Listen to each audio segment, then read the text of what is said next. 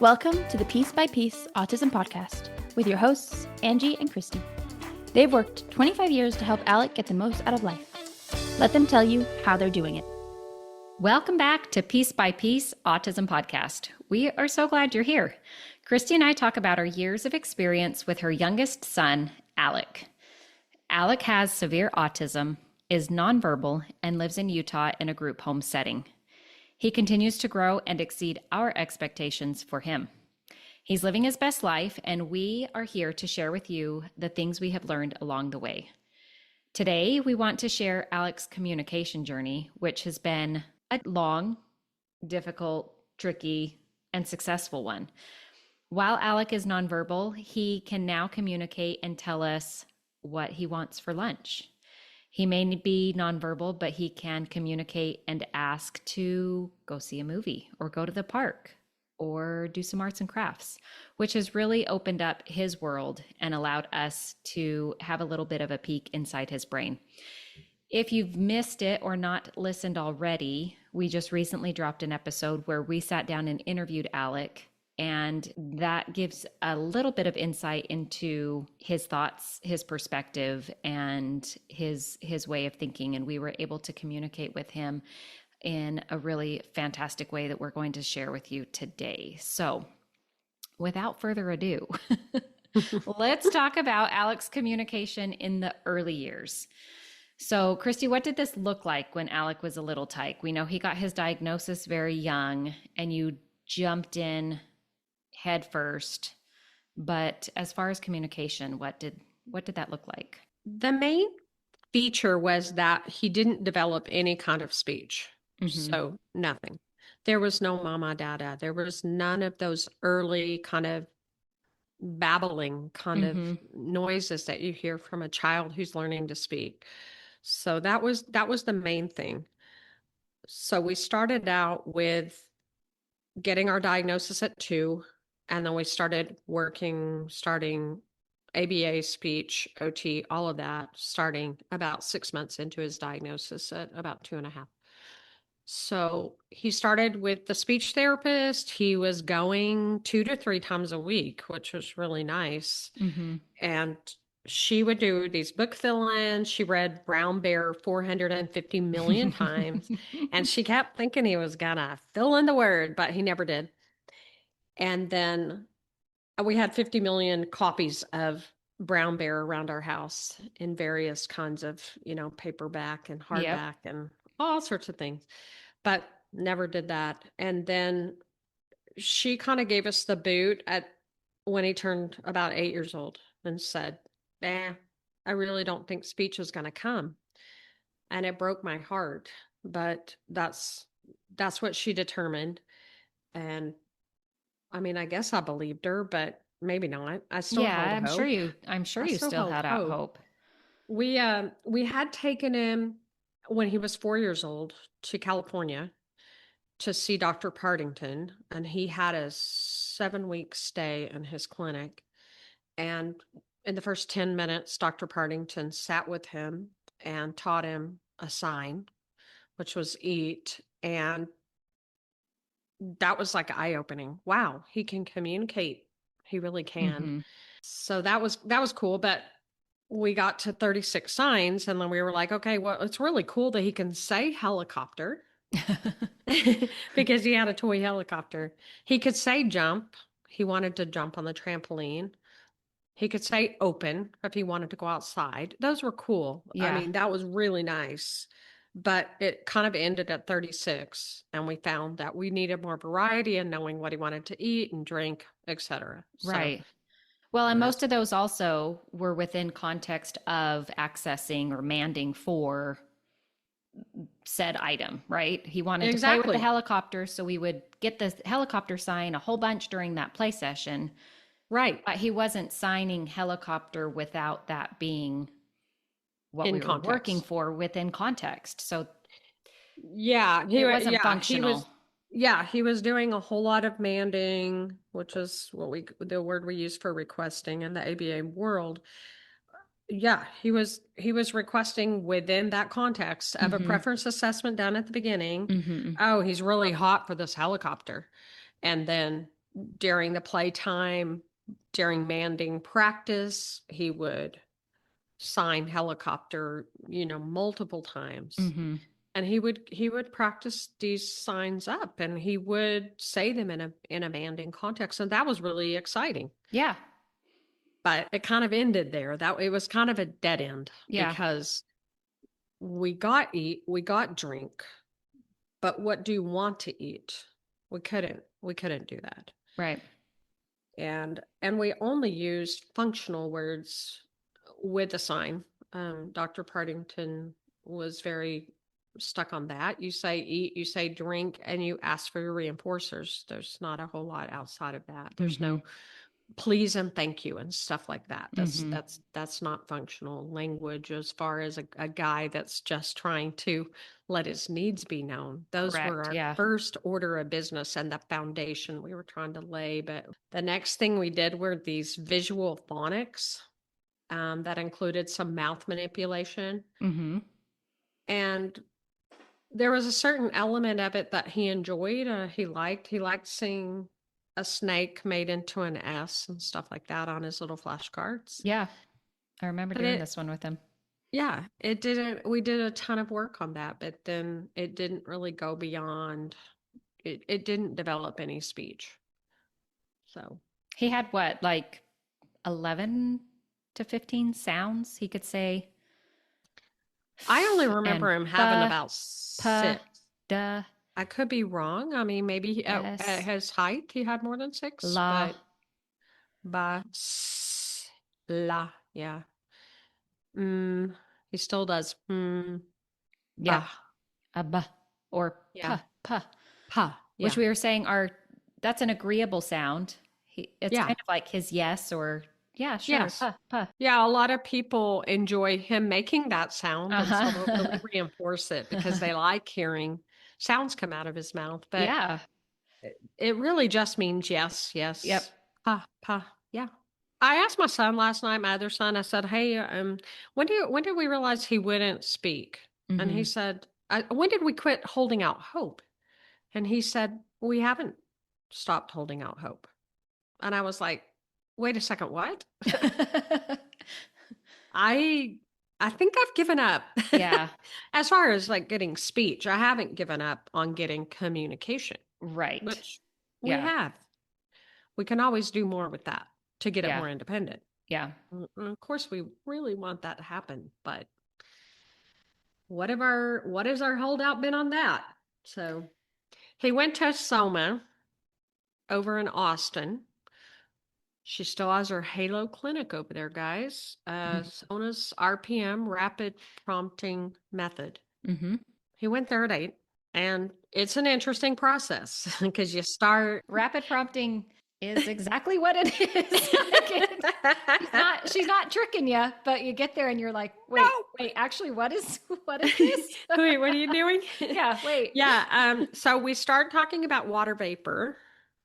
And I forgot that was the subject matter. And water vapor, they told us. So wait till you hear about water vapor. And I said, what? What's that going to have to do with this sweet little 8-year-old boy? But yeah, she sits down and she puts him kind of in a corner at this table. And she starts asking him questions. And then as she asks the question, she tears a piece of paper. This sounds really hokey, hey guys, it works. It worked for us. So she tears the paper. Then she writes with a pencil the answers, the possible answers. And she starts with 2. So it's 50-50. Come on. She writes the answer, boom or boom. And she's asking about water vapor, and she's asking about kind of scientific things, or she's told a story and she's asking questions from the story, like comprehension. And then she like tears the paper, puts it down, hands him the pencil, and then he has to choose the answer. And then she takes the answer and she tapes it to a piece of paper. By the time you're done, it looks like something a serial killer would send. As a ransom note? As a ransom note. But it has nothing to do with that. But it's kind of funny because it does kind of give that appearance. And then she goes on to say, you need to read to him. You need to read the classics to him. And I'm like, what? It's when I really realized this kid is intelligent. Like, he's really intelligent. And learning about Soma's son, he's older than Alec, and he's written books, and he's also non-speaking.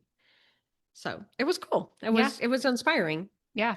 But we would show up there. We had a 45-minute session first. So we would drive down to Austin the night before, spend the night, go there in the morning, take him 45 minutes. I would be sitting in the waiting room with him. Soma would float down the stairs in her oversized Denim jacket. Wasn't it a denim jacket? Shirt. Yep. It was a very large denim shirt with her logo on it. And she would just grab him quietly. And I would turn around and he would be gone. And I would go, what? Where did he go? And the lady working the desk would say, oh, they've gone upstairs. Session's begun. Oh, we're right on time. Yep. So I would rush up the stairs because she recorded every session and she would allow you to sit in the session. So I would sit there for 45 minutes. Then it was weird. We would go eat lunch and then we would come back and we would have another 25-minute session. And then we would go home to Dallas and we wouldn't see her again for a month to 6 weeks. But that moved along and we went for a year.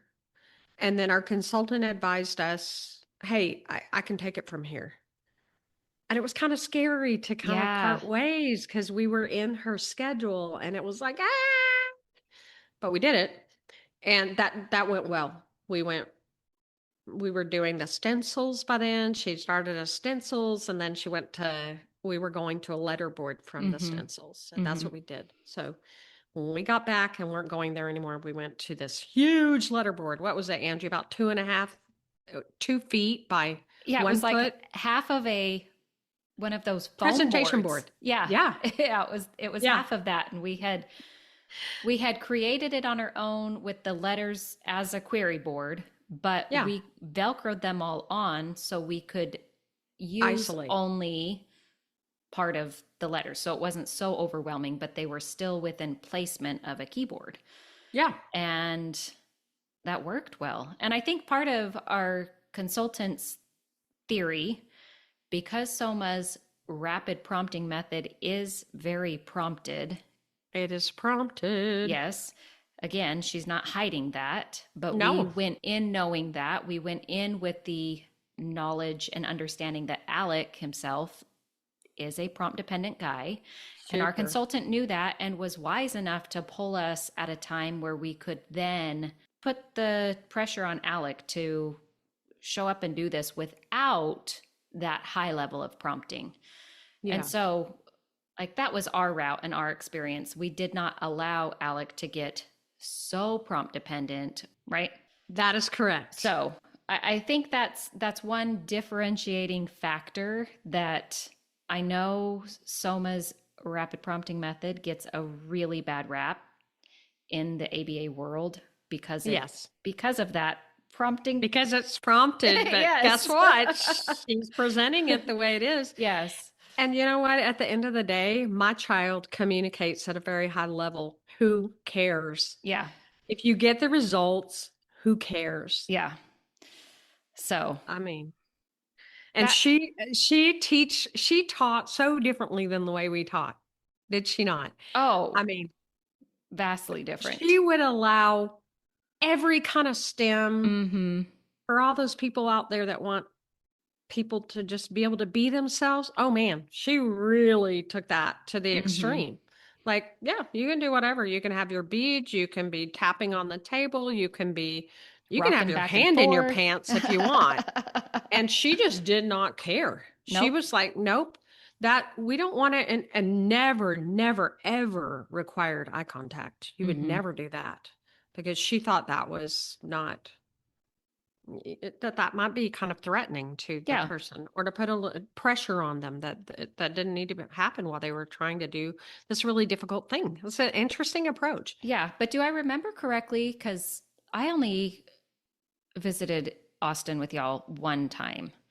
It's been a long while since I've even seen the videos, but I remember there being quite a cadence and speed and a rhythm in how we presented these things, and that being something that we took with us in how we then sat at the table. We then did not allow for all of the stemming No. and things. Like when we pulled this and our consultant kind of ran it in more of an ABA style, Yes. we still kept with this cadence, and we did do the ripping of the sheets of papers, and we did these lessons, and Alec isolated out of different arrays, more than two at that point. We went on to, Of course, build yeah.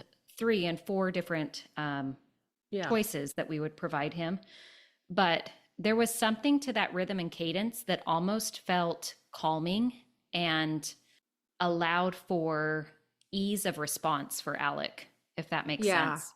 Yeah. I like that you pointed that out. I also think it's important to note that I loved how much respect that you can see that Soma has for people with autism. Mm-hmm. She believes that autistic people are highly intelligent and she treats them as such. Yeah. And that speaks to Alec. Like, that Yeah. speaks volumes to him. He loves it when someone believes in him. I mean, who doesn't? And who has a high regard for his intelligence because he is highly intelligent. Well, and like you said, it was during these formative years that we really were able to see more than we had when he was a little tyke. Like, oh, wow, this is like we're finally being able to pull some of this out of him and just Yeah. barely tapping the surface of his intelligence. Yes. And so, I mean, that had to be so rewarding as his mom, I would think. As hard it I is mean, to finally say, okay, we may not get verbal language from him and he's going to be non-speaking, but we're opening up this other side of possibilities. yeah. And my friend whose son went on to, our consultant was kind of the belief that once you started a certain kind of communication, he stuck to that, and he was pretty rigid about that. And so this friend of mine, her son was speaking at a high level on the board, on the letter board, and he had also gone to Soma and done the exact same process that we did a year before we did it. And he ended up not enjoying the board, and he kind of fought it, but he would communicate at a high level on it. So the mother loved it, Yeah. but he didn't love it. And he kept going, and he ended up speaking. But the last I heard from them, his speech was not incredibly functional. Like if he said hamburger, he may mean chicken nugget, like Right. that, black and white. And so she would always lament whenever we would talk. I would say, "Oh, Alec is saying this about this," and his inner thoughts. And she would say, "Oh, I wish we were still doing the letterboard because I feel like it's just such a window to his soul and his thoughts, where now we've got some language, but it's just not very functional." Yeah. So I don't know. I mean, I've always wished I could hear his little voice say a word or two, but I'm really, really grateful for this letterboard. And I'm grateful to Soma that she stuck with learning, Yeah. learning this method herself. I mean, she taught it, she created it. Yeah. So yay. Yeah. So now we wish we could go onto the iPad. Yep. Next steps. Why can't we go onto the iPad, Angie? Why can't we? So from the large keyboard that we had, we were able to scale that down. Don't think we did say that. It got smaller and smaller and smaller. Yes. And we, of course, have this dream that Alec would be able to hold an iPad, type out his inner thoughts, press play, and we could hear him say whatever he was typing out.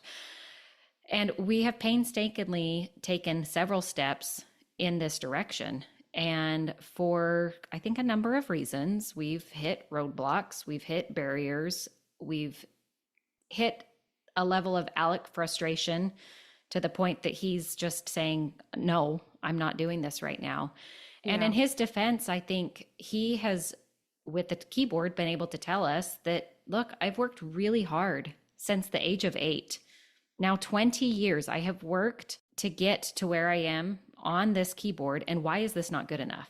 Those are the kinds of things I feel like he's shared with us. Why is this not Yeah. good enough? Why are we still trying Right. to learn this new process that is so much harder for me when this is where I'm comfortable? This is where I'm able to communicate. Why are you pushing me for this iPad, you know? And Well, there are a few reasons yes, there's why. many reasons why. I mean, I watched his roommate in Colorado do it. Mm-hmm. He would just pick up his iPad and do it. I went to a conference and these guys were up on the stage using their iPads. And I'm Mm-hmm. like, now why can't my kid do that? Why can't he do that? Well, why won't he do that? Yeah. What is the barrier? And Angie pointed out as we were going over the notes for this, like his receptive discrimination is one of his low points. It's one of Mm-hmm. his struggles. Mm-hmm. It's definitely a deficit in his life, and it always has been, and that can be a roadblock for him. And we hit hard, what, 4 or 5 years ago? We really dug deep into looking into Proloquo Yes. as a avenue that it had the keyboard function within it, but we also had all the pecs. But then you've got to memorize the pages and you've got to make sure you have the layout correct. And there's folder selection within, I want to eat, but am I eating at the house? Am I eating out? What restaurant am I eating at? Within that restaurant, what are my choices to choose from there? And all of the layers of that with his receptive being as low as it was difficult. And we had pulled and copied pages and we were doing a forward match and a reverse match, and he can match that All part day was long. no problem. But then when you pull it within context and actually use the iPad for that level of communication, it was very cumbersome and very hard to get over these hurdles.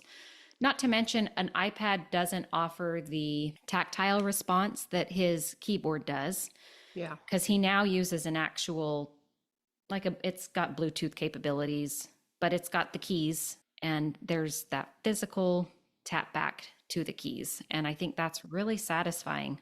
And that they don't repeat. That was Yes, that was another always a thing. big struggle. Yep. As he would go and hit a letter and then you'd get 4 S's. And then it's Yeah. like, oh, we got to tap those back. Okay, here's the Yeah. delete, So we really did run into so many little And things. it's not for lack of really trying. Because Yeah. remember, we had a lady who was a specialist in the Proloquo. Mm-hmm. So we would meet with a lady called Amanda. She's a very good consultant.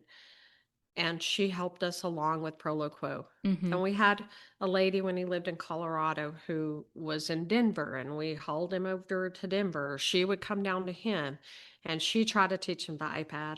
Mm-hmm. And then we've taken him out to California. We've had the lady come from California, a consultant who is specialized in teaching the iPad. Yep. And just all kinds of different things. I mean, with every time that we've met with one of these people, we learn something and we get further along. With our lady in California, she taught us about that letterboard that we use now. And it does have Bluetooth capability. It will announce what he's saying, but it's very cumbersome because it announces on the iPad. And it was like, how many iPads are we Yeah. going to have to get to go around the house? And you got to make sure everything's charged. And Well, and the keyboard would only connect to one iPad, but then we had several Yeah. keyboards because we were also prioritizing spontaneous communication and working on Right. strengthening that. And so we have a keyboard on the kitchen table and one at his desk and one on the pantry and one by the exit to the garage. So him pulling a different keyboard meant that it wasn't connected to the iPad. It was just like, oh my gosh, we are yeah. we Yeah, are that could trying work. all the things. And we have a pop socket on the back of each one of those. We have them Velcroed all over the house. Mm-hmm. He always has one in his backpack. He always has a way to communicate. Yep. And oftentimes we also have put one on a lanyard so that our team member can have one out and available to him. We tried him Yeah. wearing the keyboard so that he Yeah. would pull it, but He didn't love that. he did not love that. I don't think he liked how kind of the institutional feel of that Yeah, or it something. labeled him. It really, yeah, it labeled Mhm. him. It drew attention to him. Yeah. So But anyway, training new people on it is kind of a challenge because, well, when he first started, he would only use it with a couple of people. right. He was super picky about it. Hmm. And then when he moved to Colorado to a group home there for about 6 months, he became so good at letting people communicate with him there. Yeah. And those people were very patient with him and learning how to do the method because we have Hmm. a method. Angie and our other consultant have created this wonderful kind of hierarchy of communication that makes it really, we have our own method for teaching a new person how to communicate with the letterboard. Yeah. Yeah. We just start with the very most basic. And at this point, the most basic Alec doesn't need, which would be just tapping letters. So, Yeah. Alec, we're going to sit down and I'm going to, tap the letter D, tap the letter P, and we're just Yeah. working on isolating one letter at a time. He's far above that. And so, anybody that coming in that we are training, we kind of passed that hurdle because he's so agreeable to it. And so, we do start with mostly CVC words. We're working on just getting a cadence, getting a rhythm, working on just building a rapport with this person, I think is kind of the first step. And then from there, we go to what we call Coke or Pepsi, which very early on, this being the second step that we teach, can be functional.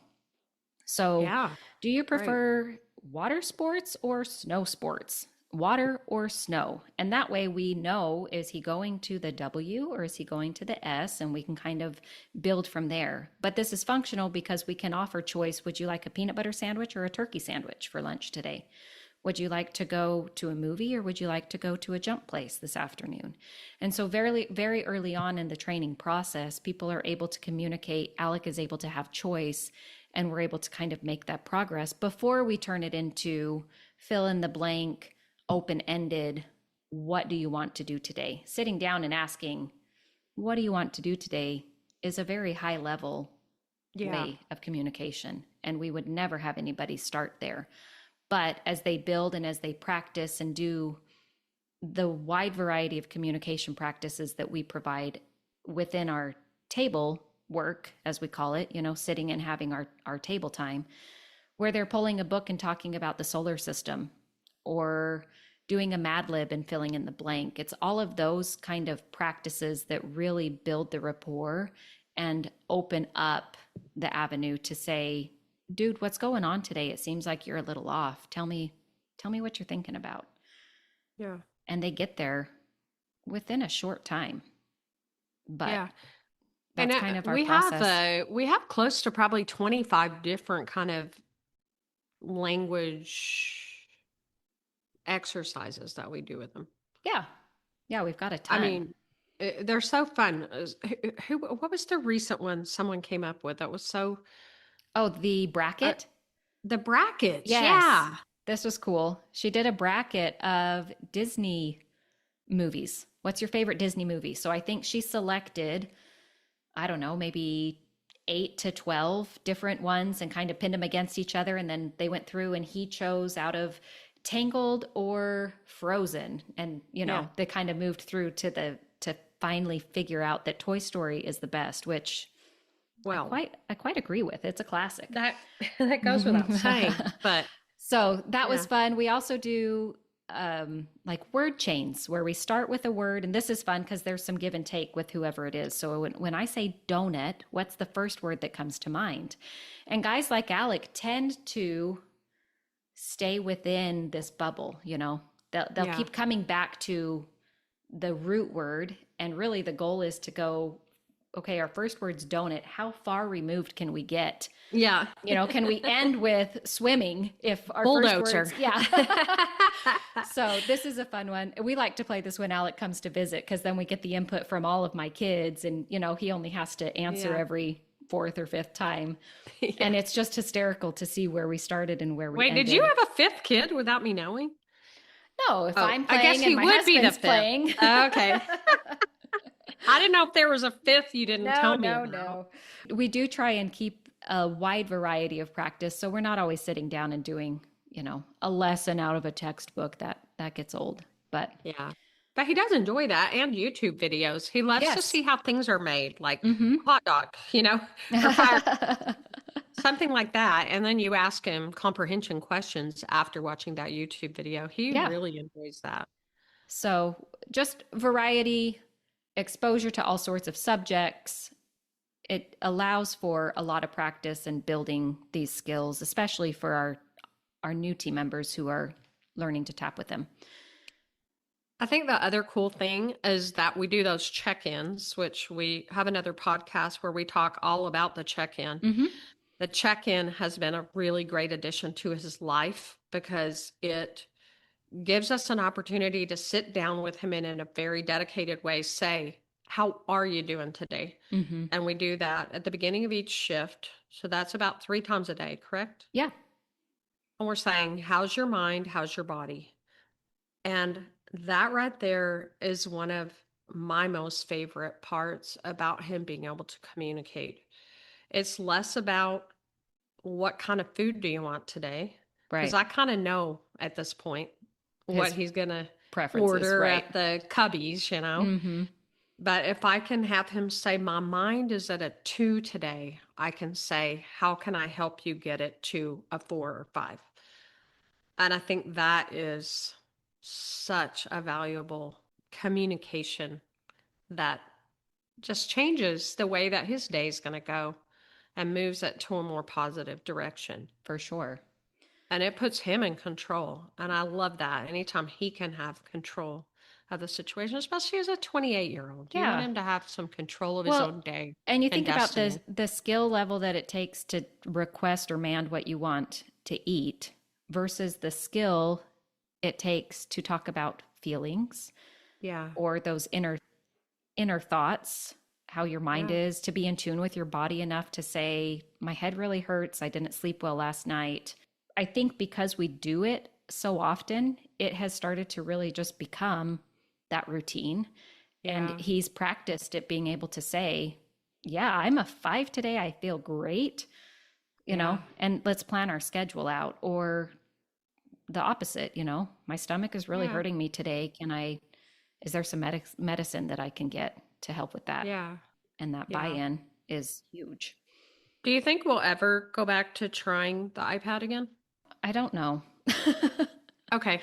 I don't know because I do feel like we have really Tried dug it. deep. Like you mentioned, we have met with several, and I don't consider myself a communication specialist by any means, and we have met with several Well, of them. I mean, you've been with him for, Well, and close to I've 30 seen years. how these other consultants have tackled Yeah. a lot of these attempts, but Alec would have to really be motivated to do that. And I feel Yeah. like we every time have kind of run into him saying, I've had enough, and I communicate at a high level with my keyboard. What's wrong with Yeah. that? And we've really tried it every way that we can think to try it. I mean, we've isolated the team and said we're only going to have 2 people do this with him. You can't Yep. just have one person because it doesn't generalize at all if you teach. I mean, that's just not the ABA way. You would teach it across at least a couple of, Right. hopefully about 3 at least, to generalize. But I mean, we've isolated it down to 3 people on the team and Mhm. tried to get them to make sure that their prompting is all the same. Yep. And still haven't been able to get We've very tried far it with it. standing. We've tried different Yeah. angles. We've tried different height off the table. We've tried an elbow Yeah. support to a wrist support to a shoulder support, Shoulder support. Yep. Yeah. We've been able Yeah. to fade a small amount within rote responses, but to get true open communication, I mean, he truly did work 20 years to get where he is today on that. And Yeah. so I think we would have to either stick with it and give it the full gamut of years and years of saying this is what we're doing, or almost just stick with what we have.